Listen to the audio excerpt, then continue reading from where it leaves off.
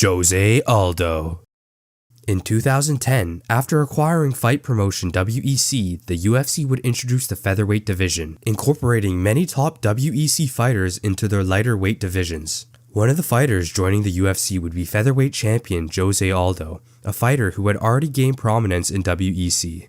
Aldo's reign began when he defeated Mike Brown in 2009 to claim the WEC featherweight title, and he transitioned to the UFC, maintaining his belt through the merger. Aldo's first title defense would be against Mark Hominick at UFC 129. He would go on to defend his title successfully for 7 years with a total of 7 defenses against the likes of Kenny Florian, Frankie Edgar, Ricardo Lamos, the Korean Zombie, and Chad Mendes twice. The Brazilian's technical striking and lengthy title reign would make him an icon and one of the UFC's most well-known fighters. Aldo had set a high bar for any future champion of the featherweight division to reach, and is no doubt considered by all a legend of the sport. Conor McGregor. In 2015, Conor McGregor shocked the MMA world when he defeated Jose Aldo in just 13 seconds at UFC 194. McGregor's win was one of the most iconic moments in UFC history, as he was able to dethrone Aldo, a fighter who had been untouchable for years. McGregor was also able to later lay claim to the lightweight title by defeating Eddie Alvarez at UFC 205, becoming the first UFC simultaneous two-weight champion. McGregor's lightning-fast left hand and brash personality had made him a global superstar. However, Conor's reign of the division would be short-lived, as he would be stripped of the title in 2016 due to inactivity.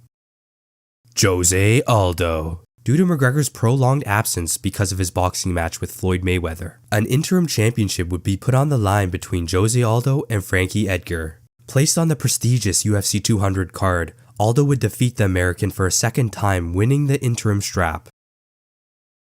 Max Holloway. After defeating Anthony Pettis in an interim title bout at UFC 206 due to Jose Aldo having an injury, Holloway would be pitted against Aldo in a title unification match at UFC 212. The Hawaiian would go on to dominate Aldo and TKO the legend in the third round, claiming undisputed gold. He would go on to TKO Aldo again in his first title defense, and would go on to defend against Brian Ortega and Frankie Edgar. Holloway's volume punching and iron chin has made him the current leader in significant strikes in the UFC. He currently is still putting on great performances in the UFC, like his last-second knockout of Justin Gaethje at UFC 300. Alexander Volkanovski.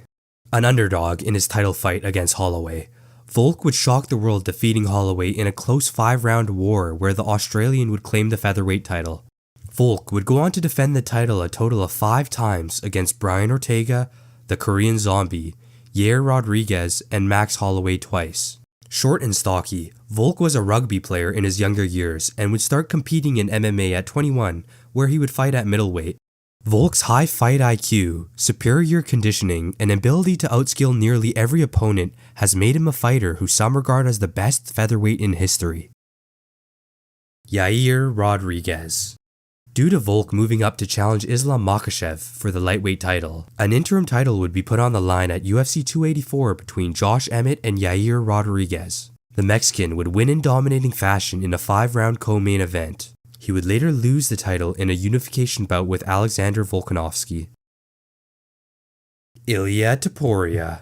The Georgian-born Spaniard would burst on the scene with a 15-0 record before challenging Volk for the title. In a stunning display of power, Ilia would knock out the champ cold to win the title. He would go on to defend the title against Max Holloway and would be the first one to put away Holloway, as he would finally break the Hawaiian's iron chin with a TKO in the 4th round at UFC 308. However, in a shocking move, Ilia would announce that he would vacate the featherweight title and move up to lightweight in order to try and become a 2-division champion.